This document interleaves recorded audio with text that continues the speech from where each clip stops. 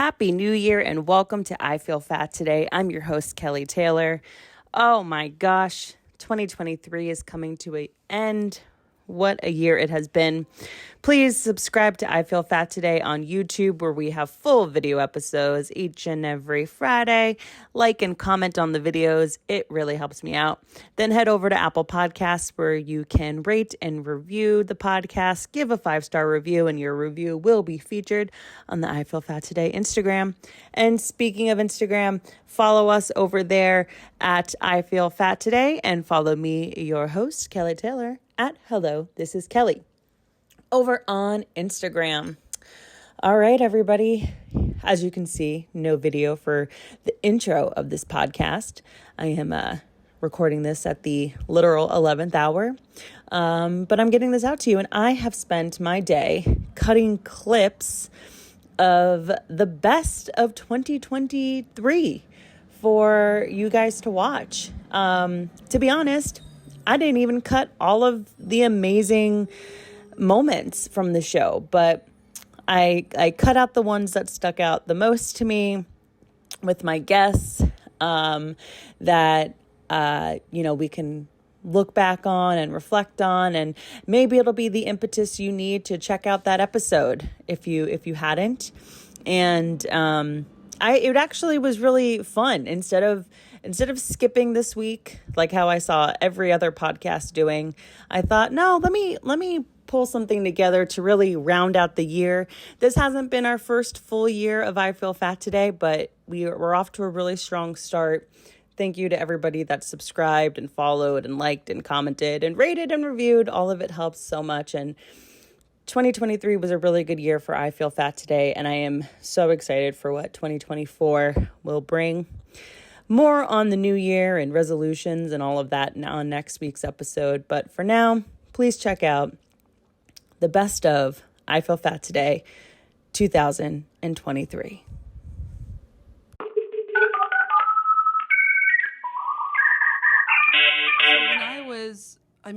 Probably I remember doing it as early as like 7, 8, 9, around that time, where friends would talk to me about situations, people, and it's like, what situations were we talking about at 7 to 9? But probably friends that were hurting their feelings, boys they had crushes on, maybe even teachers that were mean to them.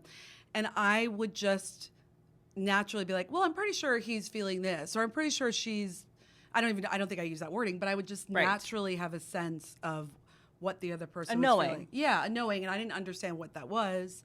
And I would usually give them help or advice, with that knowing. And I just thought that was normal. But I also, around that age or a little bit older, probably other people relate to this. It doesn't necessarily mean you're psychic, but I do think I've talked to a few friends that are healers or psychics that experience this.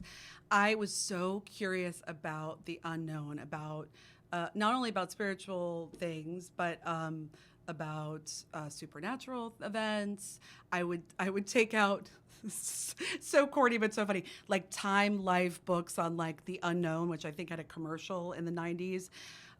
This is really before the internet became a big thing. And I would read about, ESP abilities and, ghosts and telekinesis and all sorts of things that I was just naturally curious about.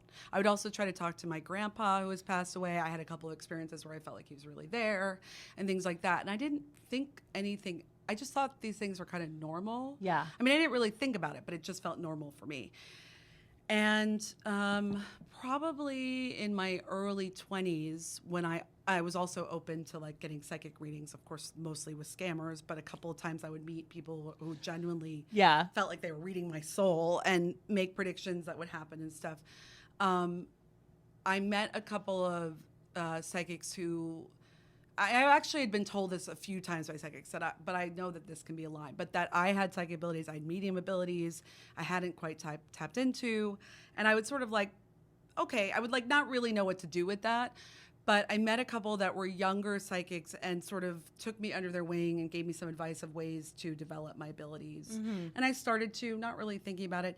And then through like a series of events, which this is really common, like through different traumas, adult traumas and different, heartbreak and stuff like that, and also trying different things, trying different healings, starting to meditate more, starting to use crystals more, starting to use crystals in my third eye, which is a really, I think, can be a huge way of opening your third eye, which I can talk about more. I suddenly felt like my abilities were really developing. And when people would ask me advice, I would, especially about like, how does my ex feel or what job, I don't know what to do. Again, I was just naturally giving this input, and predictions started happening in a way that was like creepy, like literally predicting to the day people would get certain jobs. Yeah. Naming companies people would get jobs for, things that they didn't believe, because they were like, well, I've never worked for that company, so I don't know. But then it would happen. And though I mentioned that because it reinforced to me that this wasn't just random, that I did have an ability. Right. And then I started doing different classes and different things to keep developing. And then like it was sort of a side gig that just kept kind of growing, mostly through word of mouth. Yeah. And that's kind of how it is now. It's not something I really want to do full time because it's very exhausting. You're also dealing with a lot of cynical people, although it's become more and more, there's a million people on TikTok talking about it, which also is a double-edged sword. But anyway, so that's hopefully I answered your question with that. The different clairs, these are different types of abilities you have. So clairvoyant is the most known, and clairvoyant is a knowing of something. It's just kind of knowing something's going to happen. Right. Clairaudient is hearing, like hearing words, you know. Where I have a few different ones. What's the other one that I listed? Clairsentience. Clairsentient is like a feeling, like a body, right, in your body, like just feeling like something's going to happen, which you can't quite put into words, but you just feel. So I have all three of these abilities.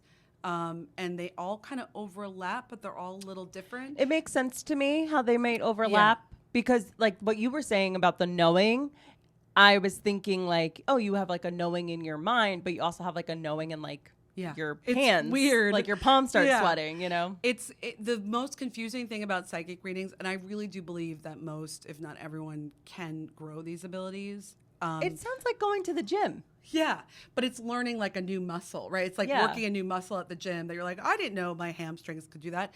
But the most confusing thing, just like trauma, is learning how to silence the cynical brain and the ego that's like, you're not that psychic, or like whatever, like what are you doing? This is so dumb, or you know what I mean? Like whatever that voice does, and learning to not listen to that voice as much and listen to the abilities, which is kind of along the lines of listening to your higher self too. Yes. Because I do incorporate that in my readings when I meditate and stuff like that. So it's kind of, and again, like these things happen all different ways. It's kind of like learning how to not listen to your mind as much and listening to your soul. Well, what the fuck does that mean? It's confusing, but that's basically, all I'm going to say is I think Big Pharma demonized the word empathy and empathic. Yes. Oh, really? What, how do you think in terms of? I'm just saying, because it's like if a guy on a dating app says that he is an empath, or if a girl says that she's an empath, they are automatically the most insufferable person that you've ever came across. Yes. And I really do think, because I have a relationship to the word empathy that you have, like as a kid, I felt other people's pain to my bones. And you're probably, that probably means that you have. To my bone. Like I legitimately, like I would have to like take off from school because I was so. Did it make you uncomfortable? Upset. Kind of when you would look at other people when they were in pain or embarrassed, it would almost make you uncomfortable. Oh. That's a pretty good sign that you have empathic. Movies really affected me. Same. Like, one time. Especially animal stuff, but also just animal stuff. I mean, animal pain. My older brother was obsessed with Titanic. Oh, no. And we were watching Titanic, and there's the scene where all like the dead bodies are in the ocean and they all froze to death, and the mom is holding the baby. Yeah. In that scene, I had so I was probably 6 or 7, and my little brother was just born, and I ran downstairs to my mom and I just grabbed the baby and I was sobbing. I couldn't control myself, and I was just like, I'll always protect you. Like, I couldn't go to school the next day. I was so upset. I've had other instances where like I've seen something like that, especially with babies on television, and and my parents would be like, what is wrong with her? It's just a movie or whatever. Yeah. And I'm like, the baby. It's almost like you experience the trauma. Yes, exactly. yeah. So I have that relationship to empathic feelings, and I described myself back before calling yourself, saying that you had empathy was like a buzz thing. Yeah. I always describe myself as being someone with a lot of empathy, and I think sometimes I did use it as a crutch. Maybe I let my trauma responses override. Yeah. And kind of use it as an excuse for, why I am freaking out at something as, a college kid, whatever. So I see that aspect of it. But I really do think that what you were saying of, when you talk about needing to work on your inner child, people hear that and are like, I'm an adult. I don't need to do that. Yeah, what? Like, that's they like so literally dumb. reject it. Well, I think a lot of people, both men and women, maybe men a little bit more, and then also older generations are like, can't you just like suck it up and like feel better? Suck it up. But and I think this is really sad, but it makes sense. Again, using kind of logical brain, ego brain, that happened a long time ago. I'm okay. Yeah. No, you're not. No, you're not. It's still in your body, and your that's bones why remember. Yeah, your body remembers. It's in your body. It's in your nervous system, and it's in your emotions. And probably that's why you have certain behaviors you don't understand. And even if you can say, well, I have this and I have that, and I'm happy, probably if you really got real, Yeah. There's certain things you have issues with, and that's related, things that you don't fully logically understand. And I just want to say one thing really quick, because I've dealt with this a little bit, of people and their cynicism with being an empath since it's become a trendy thing. I saw somebody post, and he probably won't watch this, but maybe a comedian post a few months ago. I almost commented, but I didn't. That like, oh, anyone who says they're an empath is really a narcissist. Yes, and, I've heard that. And I wrote a whole big thing, and then I didn't respond, which maybe makes me not a narcissist, but I don't know. But anyway, I was like, this is a big can of worms, and I don't know if I want to get into this because I think it's complicated. I believe being an empath and being a narcissist are both out of trauma. They're both trauma responses. And it's a spectrum. It's the opposite ends of a spectrum. And both can be unhealthy. Narcissism is thrown around now like fucking everything. Yeah. Just like being an empath is sort of thrown around now. But most people fall on the spectrum in one end or the other. Doesn't mean they're necessarily narcissists, doesn't mean they're necessarily empathic, but most people fall in that on some level. Because, and this is where it gets a little complicated. I talked about this with Karen when I was on anyway, on her podcast. But I believe the empath abilities often are brought out more through trauma when you're a kid, because you have to do things, you have to understand adults' emotions in a way you don't understand why, but usually it's because your parents, are having conflict and stuff like that. But it's like a chicken egg thing. Probably you also have past lives, or you're like a healer if you believe in past lives, and you have these, it's in your lineage, which I do believe I probably was. My point is that like, it doesn't, just because like this guy's example was he knew an empath who just talked over him the whole time. And so he's like, so this person's really a narcissist. And every empath I know just talks over me, that they say they're feeling things and they just are interrupting you. And a lot of people commented a lot of different things, but that doesn't necessarily make you an empath. I mean, it doesn't necessarily make you a narcissist, but right. Someone could get really excited, and it doesn't mean they have healthy communication styles. And I do believe a lot of time empaths also have ADD, which is a whole other thing.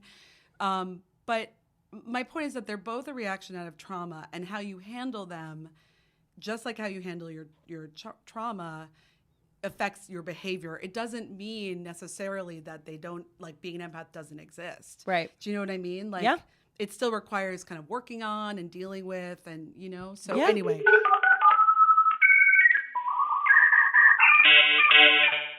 Habit. The mantras. Habits. My therapist has long been trying to get me to do it. Like the you're good, you're worthy, that kind of stuff. I can't do it. Okay. By the fifth one, I'm like, you're a pussy. No, literally. This is gay. So, I have another suggestion for that. Thank you. I always, even if you are someone that likes to sleep in like silence, like you can't hear anything, right. I recommend having a YouTube track of very like quiet, where you can barely even hear it, Whispers. but enough for your subconscious to hear it, of positive affirmations to fall asleep to. That I like the idea of that. I know. But that scares me. I am prone to night terrors and also sleep paralysis. Oh, So I interesting. fear little voices in the room. Okay. I just fear that. Okay.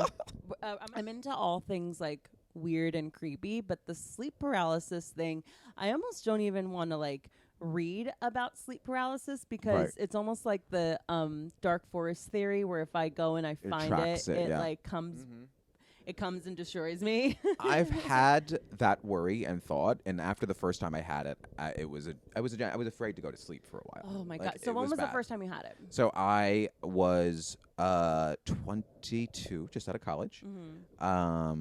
Similar.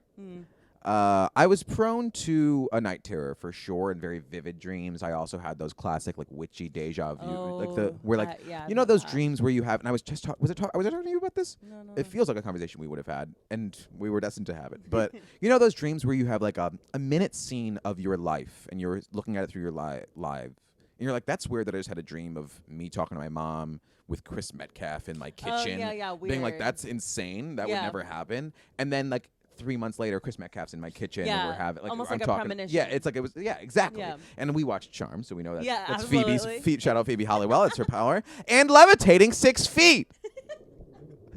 Proper social distance. That's what the power was for. Girlie's ahead of her time.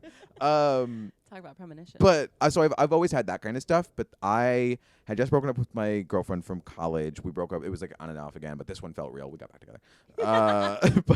I would be 22. It was exactly. I was like, this is it. Yeah. And then I guess it was like. This was also, I was 22. This was before I started therapy. This was before I really learned how to deal with that. Before I learned that it was anxiety. I used to tell people, I was like, I don't really get anxious. Meanwhile, I was just constantly in a state of fight or I flight. don't get anxious because I always am. I am anxiety There's nothing personified. to get. Yeah. Just constantly like juggling on a fucking unicycle. But it started with a night terror where all night I was waking up and I wasn't waking up. So in the sense of like I was in a loop, I was in a nightmare loop. Oh my where god! I would you wake up and not wake up. I would wake up That's and never I would be like, Let's maybe happen once. so it was all night, and I was sweating. Like it was like literally, it could have been in your brain. I don't know. It could have been like fucking 2 minutes. Yeah. But But it felt like an all night, just a slog, a battle. Yeah. When I woke up the next morning after all of this, I was so fatigued. Yeah. It felt like I went to war. But I kept waking up, and it was like I would wake up, and I would be in different scenarios, and then I was waking up in my bed, and my mom would come upstairs and cut my throat, and like it would just kill. It just kept doing that until finally I woke up, and I was like, thank God, I know I'm awake now.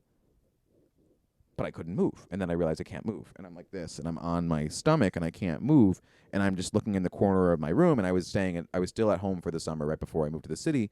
And I lived in like, we had like this loft, like attic, like room, which is like big and it's like deep. So I could see in the corner of the room across from my bed, and there's just a shadow, like a demon figure Jesus. in the corner of the room in a robe.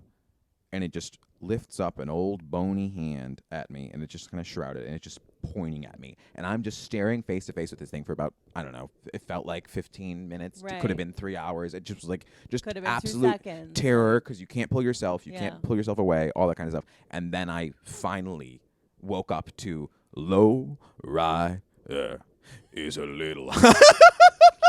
George Lopez is jumping up. Just George Lopez jumping up. Low rider is a little high. I used to fall asleep to Nick at Night exclusively. I relate. I wish I had cable just for that reason. Because sometimes, I like a little bed before, a little sleep, a little TV before bed, especially a little palate cleanser. Yeah, I can't fall asleep unless there's a Girls Gone Wild commercial playing in the background. Jersey.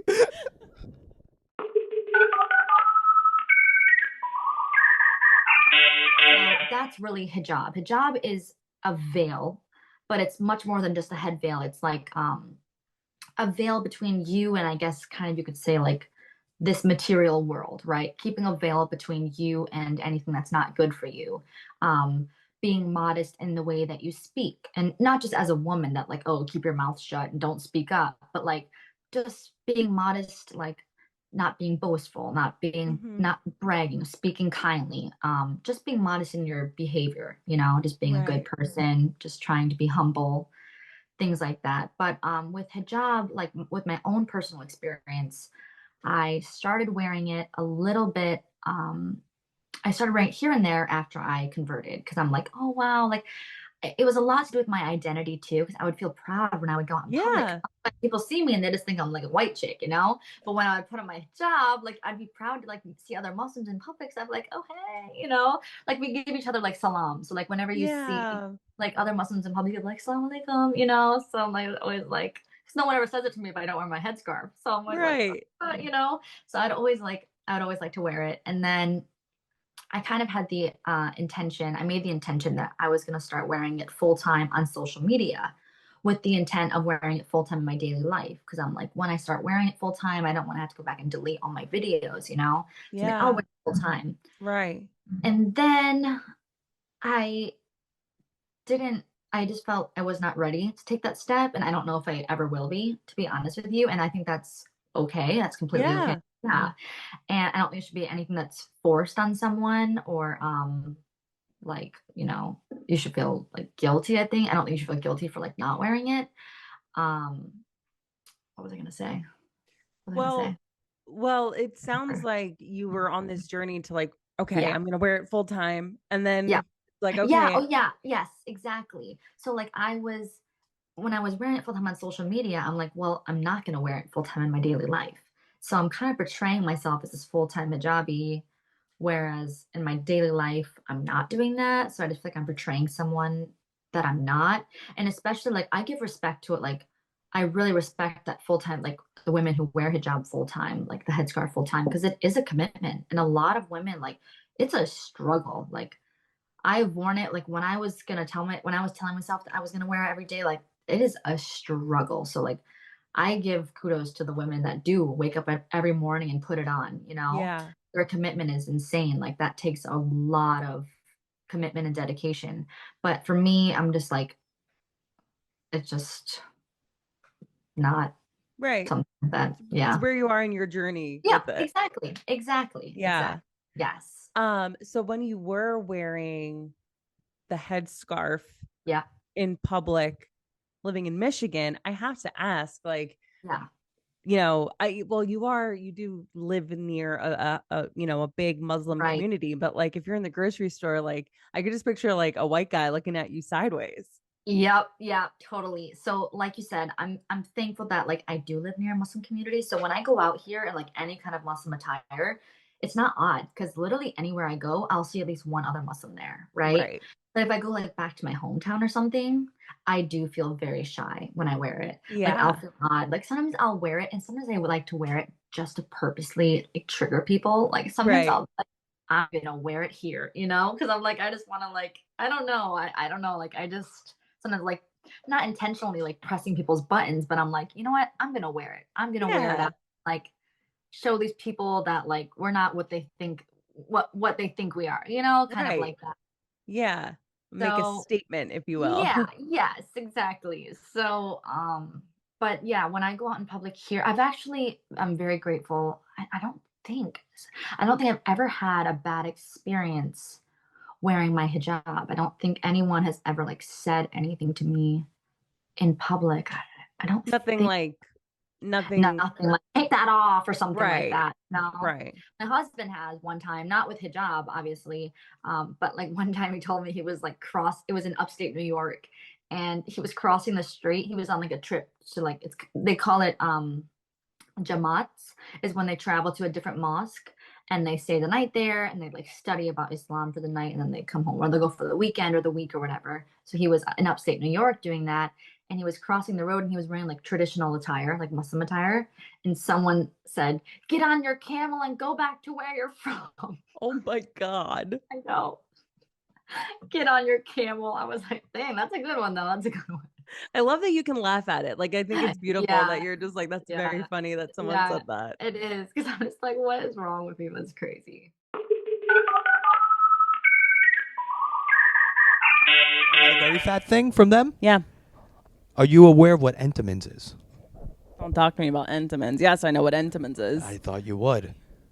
Are you aware of what an outlet store is? Please. Of course. Okay.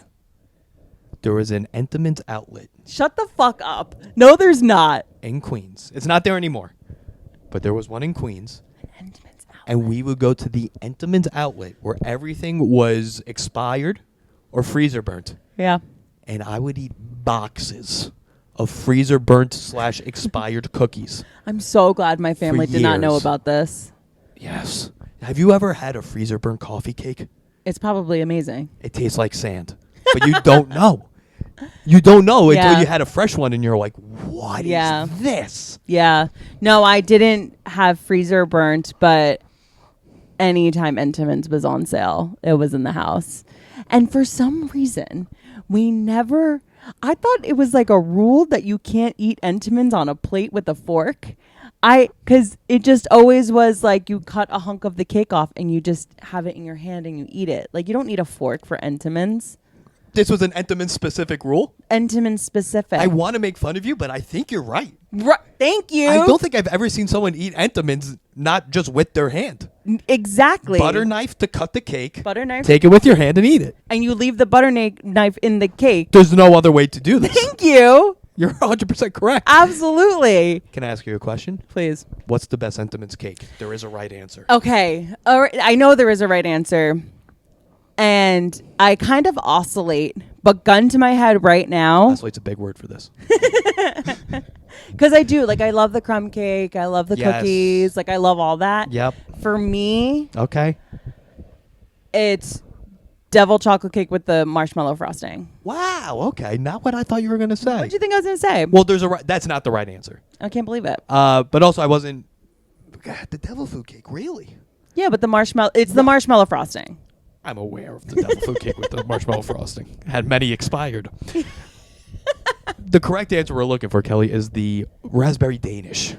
Oh, see, no. No. Oh no! Yeah, no. Get a. We'll do it for the Patreon. We were in a big fruit and fruit wasn't a dessert in my family. Oh, see, the raspberry Entenmann's, that was fruit.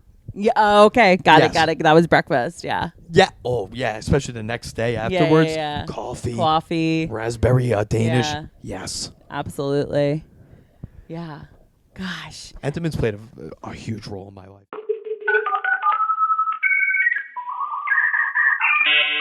It got really bad. I think it got really, really bad in college. I was in a theater program, and when they start casting you, and when you start getting cast in things, you start getting like typecast. You start getting like, you know, and you're young, and there's only, you know, there's certain types, and like, and I remember being given the feedback I either needed to lose weight or gain weight. So, But there wasn't a part, but at the weight I was, there wasn't really anything for me. I wasn't a type. right. And I was like, what do you mean I'm a person? Yeah. Like, I'm a human.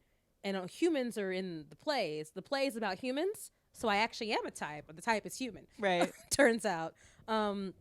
But I remember being given that information, given that feedback, and it's like really being like, so I should either gain weight or lose weight. Well, if I gain weight, they're gonna keep casting me in this awful shit. I'm never gonna play a lead role. I was gonna, you know, so like I need to get skinny, and not even like fit, not even in shape. I need to get skinny. Right.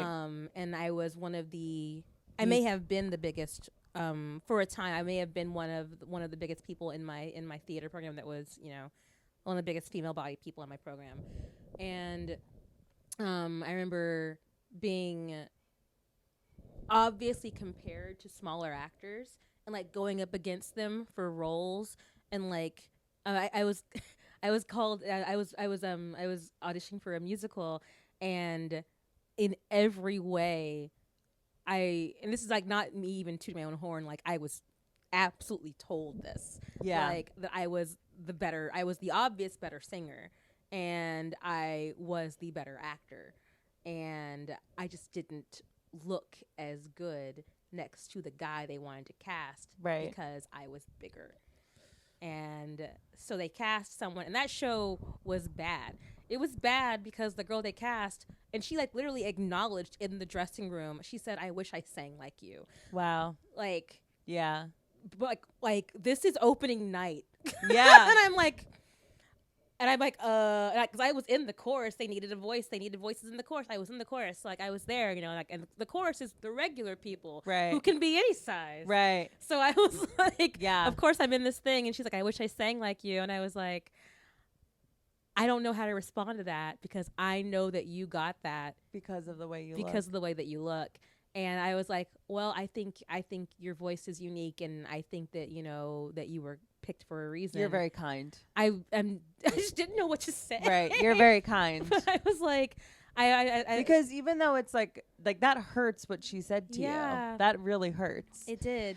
Do you feel, because I worry about the typecast. I worry, Yeah. and that's why I love stand up, is because from like a career perspective, it's like, well, if I'm good at this, if I'm good at telling jokes and I'm good at being a performer, I don't have to worry about the typecast, but I know it's going to come up It's going to, yeah. because it's inevitable. I'm just wondering, like, are things changing for the better where where like we'll have more opportunities afforded to us based on talent that our looks are removed from? I hope so.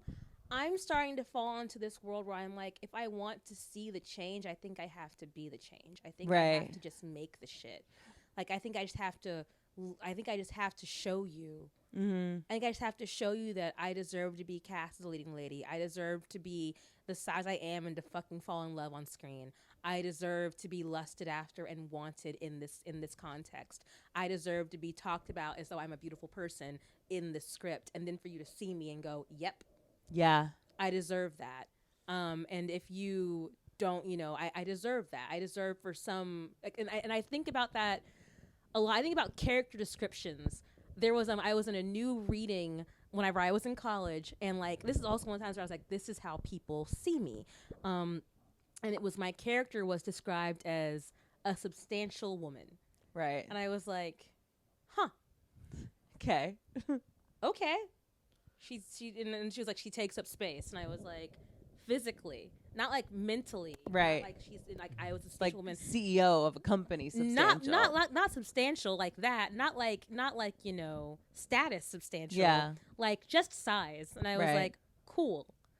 And I kept seeing like more and more times, like there would be breakdowns, like or I'd like get like I'd be like, there were an audition would be coming, and like the breakdown would be like, a jolly woman. Right. And I was like, jolly is that's some stupid code. It needs to come with a glossary. Yeah, Like jolly equals fat. Substantial. Substantial. Imposing. Yeah. That sort of thing. And I was like, interesting. I'm seen as all of these things. I feel like none of those things. I feel invisible. Like I feel like no one sees me at all. But apparently I'm jolly and imposing and substantial. I'm a woman of substance. And thinking like, oh, that's how I'm seen. It made me very much aware of the space I take up. And now, and I used to have a lot of shame around that. And now I think I'm trying to tell myself I take up the amount of space that I deserve. And I deserve to be seen in those spaces. Wow. Oh, that's so healthy. You're so healthy. I'm trying. I'm trying. Therapy Yeah. is working. Therapy is therapying for me. I hear that. It's been years, and also not for nothing. I think I'm liking myself more now. And this, I hate to put it in like the context of like love, but like I have this person in my life who has seen me in so many different sizes. Like when I first got to New York, I was real thin. I was like, I had, again, the college, like I wasn't eating. And then I, graduated and I waited a couple years and like was doing my thing in Arkansas. Then I moved here, but I was still really freaking thin. And I was like, oh shit, vegan options are everywhere. I'ma eat. Yeah. And Yeah. I did eat. And Scott was like, let me take you to all the vegan places that you've never heard of before. And then like, also like during the pandemic, like I gained weight then I lost weight, we got married, and then the pandemic happened and Scott learned how to bake, and I was like, fuck, I'm done. You're done. He started that sourdough. Yeah. It's still going. It's still going. That boy bakes. He bakes Oh. cookies, cakes, pies. I eat them. They're all vegan. I eat the shit out of them. I love him for it. Vegan snacks are so good. But like even that, like seeing that, like seeing the way that he sees me, like is a very, and I hate that it took that, because I should have. I think I needed someone to tell me when I was a kid, and like a little kid in those Weight Watchers meetings, I needed someone to look at me and go, yeah, but you're enough still, Yeah. you know. But like, yeah, but even so, you're fine, you know. Mm. Like with you as you are, this is good too. If you want smaller, sure. If you want bigger, okay. Like, Yeah. you know, but the whole of you is good enough, and I needed that. And I don't think I felt like the whole of me was good enough, even though I had the loving parents who never made me feel ugly. They never made me, my mom and dad never made me feel weird. They never made me feel anything but loved. But I think that felt like, of course you love me. It's mandatory. Right. Yeah. You don't have an option. Like, you birthed me. I came from you. Yeah. I look like you. Of course you love me. You know? But this, you know, for no reason he loves me. Right. He has, for no reason other than he just does. And I didn't have to earn it. I didn't have to do anything. I didn't have to be some special thing. You just had to be you. I had to be me and show up. And I showed up like weird and wrong. And he was like, this is great. Yeah. Into it, the whole thing. And it's been the whole thing from varying sizes of like small to big to small to this, which is pretty stable for me. And the whole, he wants the whole thing. The Yeah. whole, like, he wants, like, we have this thing where he says, all of it, always, every time. And that's like the whole, I just like the body, the mind, the whole thing, just whatever you got, I'm in for it. Wow. And that's made me feel, that has made me feel so cherished and so deeply loved and appreciated. And I don't think I had felt that way my whole life. It's really amazing that you were able to accept that love, because sometimes I feel like what I see people that can be very self-sabotagey, they're confronted with that and they Yeah. can't accept it. I could not accept it for a while.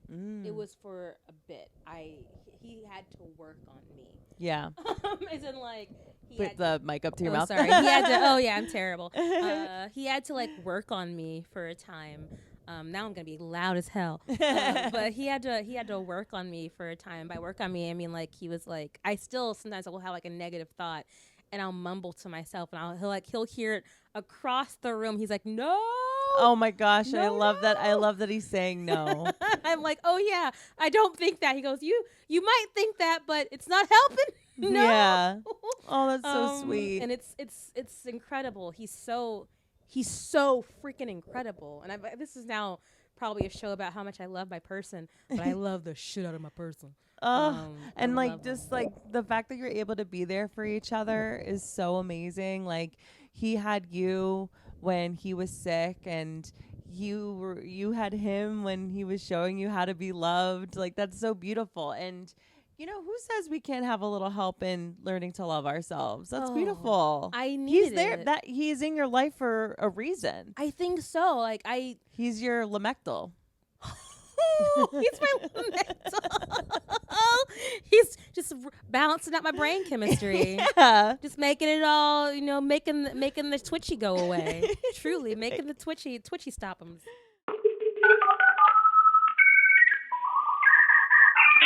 In the video, North rubs a variety of lotions and potions on her face, including a pricey moisturizer from a line called Drunk Elephant. I hadn't heard of Drunk Elephant until my daughter included it on her Hanukkah wish list. She's 8. Joke's on me. I'm going to pause here and say I have an inability to buy Christmas presents for people and not put something in the cart that is also for me. I think it's because I'm bad at shopping for myself. So if I'm in shopping mode, I'm like, oh, I also need that. So I had been wanting to try the Drunk Elephant like bronzing drops. And of course, I saw the girlies on TikTok. I literally think I saw like an 11-year-old do this, where they have like the Drunk Elephant moisturizer that comes in this like specific packaging, where the way that the moisturizer is dispensed is you push the top and it like comes out of the middle. And then they take the bronzing drops and they squeeze a few of the drops in the moisturizer that they've just dispensed from the applicator into this perfect little area to like mix in the bronzing things, the bronzing drops and the Drunk Elephant moisturizer. And I'm like, oh, that's great. I'm going to throw that in the cart too. That moisturizer was $68. No, I did not get that moisturizer. Bad enough that the bronzing drops were $38, which they psychologically were able to con me into purchasing because it wasn't $40. Because if it was $40 or $42, there was no way. Maybe even $39, I would have been like, oh, that's a bit much. But $38, I was like, that's in the budget. But yeah, $68 for the moisturizer. And I realized it's not the moisturizer that you're paying $68 for. You're paying $68 for the ability to have the packaging where you dispense the lotion by pushing down on the little circle thing and watching as the moisturizer, the $68 moisturizer, dispense out and make this perfect little circle that is just ripe for you to combine. And it feels like, you know, you're doing these little potions and you're just going to be so beautiful if you buy the Drunk Elephant moisturizer. But I didn't do that. I just got the bronzing drops.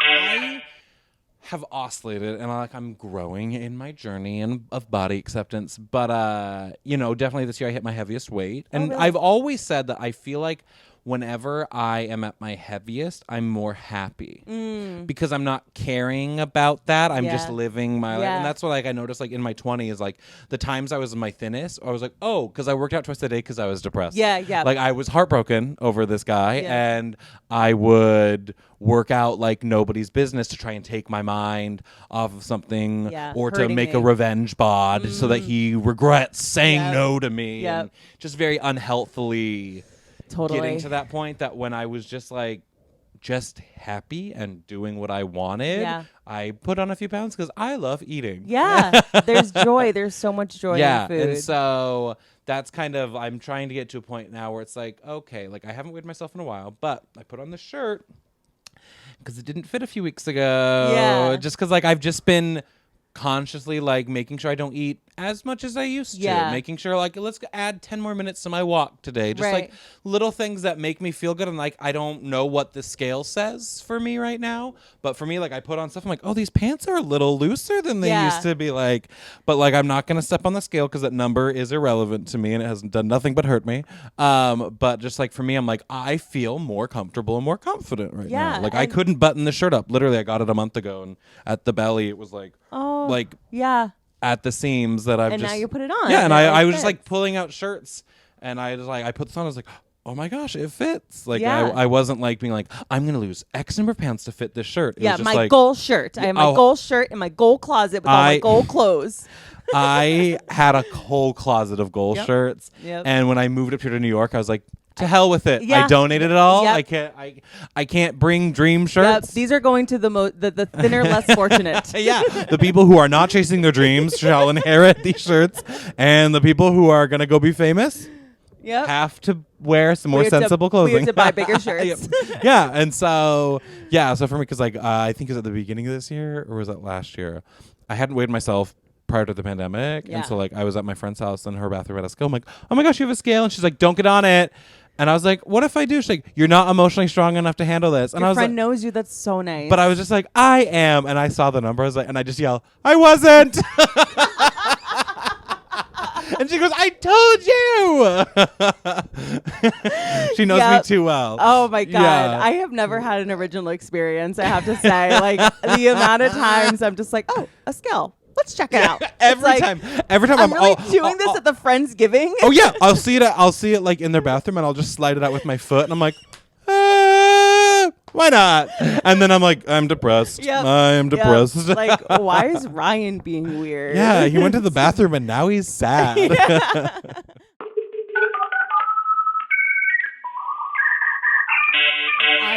I'll never forget this. I was in Trader Joe's in DC when I was living there, and it was like pretty peak food insecurity for me. Insecurity makes it sound like I was impoverished, like obsession for me. Yeah. And just really overthinking everything. And I was staring at this olive tapenade from, not kidding, fucking 7 minutes. You know, like just like reading every ingredient. You know, like this is this gonna make or break my physique, you know? And it's like not gonna fucking matter, you know? And this guy just comes over and he goes, "You like olives? Get it." No way. I swear to God. And I was like, okay. And I literally just put it in my cart. Like I was like, thank you. I have not stopped thinking about that. Like that was probably 10 years ago now. That's it. That's the whole, I think that sums it up. It's like,